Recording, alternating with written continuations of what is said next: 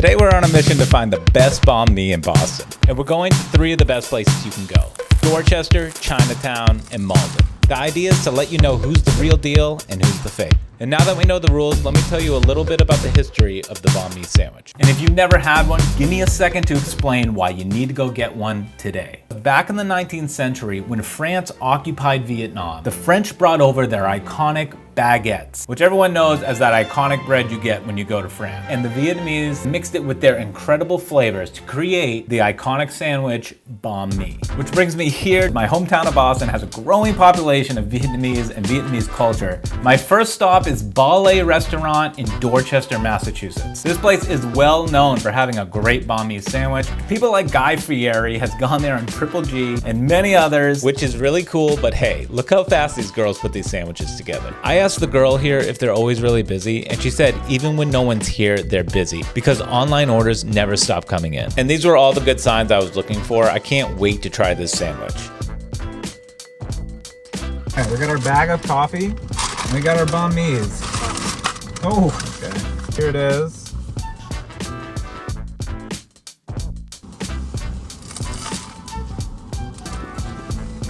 That's good. That was the barbecue beef and it was unreal. Let's take a look at this. This is like the cold cut version. That looks good. It's got the pate in it. Oh, there it is, the pate.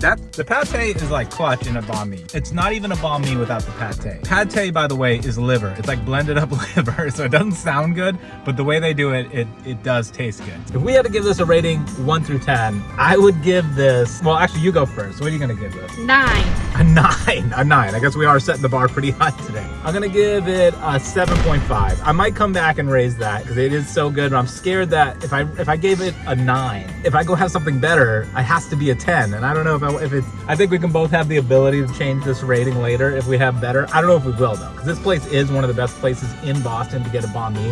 Banh Mi, Ballet in Dorchester. Unbelievable sandwiches, super friendly staff. Come check it out if you're in Dorchester. The next stop is Chinatown, and this should put Dorchester to the test, okay? It's Chinatown. It can't get much more Asian than this. We're here at 163 Vietnamese Sandwich Shop. This place has been here forever. Anybody who comes to Chinatown usually goes here to get their banh mi sandwiches. Let's see what they got to offer. Check it out. We're gonna do 2 sandwiches. Could do the barbecue beef sandwich and the cold cut sandwich, just with everything on it. All right, we got it. We got the sandwiches. That lady did not like us in there. We got the sandwiches. This is the place, so let's give it a try. All right, I got the same thing I got last time. I think this is it. Oh, this bread seems way crunchier. Is that mine? It's actually yours. That's the cold cut one. So there we go. Let's see. This is mine. This is the same one I got at the other place. The other place was so good and crazy looking. All right, check this out. All right. All right.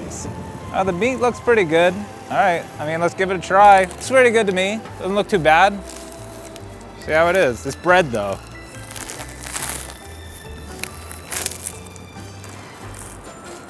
Dry. Oh my God. Oh, almost choked. That is dry. That is very dry. And it's not the sandwich so much, it's the bread. I'm not even gonna have another bite of that. I almost choked. You have to have a drink with that. That's crazy. But in Chinatown, that place is kind of an iconic place. If you come here, a lot of people go there. But if you take a little trip down to Dorchester, you get a little bit better of an experience. That one, the dry bread, really not a lot of flavor in there either. Like, could have put a lot more sauce in there, almost choked to death. I'm gonna have to give that one like a 5.4. I wish I could give it a higher one since we're in Chinatown. I was hoping it would be more intense here, more of a competition, but not even close. The last place, Banh Mi Ballet, I don't know if I said that right. That place is now an 8. After having this, now I know they are at the top of the list. I'm giving them an 8. They were unbelievable. I wanted to give them an 8 to begin with. I didn't want to set the stage too high, but you know what? They brought it. This place, not so much. If I were you, and you're coming to Chinatown, maybe look at a different place. This place, not so great. Lady, not so friendly. Let's check out the next one. Okay, we're here in Malden at Pho Town. This place was strange to say the least. They actually put fried egg on all their sandwiches, and I'm pretty sure they microwave all the meat. The last 2 places barbecued their meat. You can tell by looking at it, it had that dark look. It looked really good. Even Chinatown with its dry bread still got the meat right. Even right before I ate it, we were talking about it might be microwaved. Barbecue meat?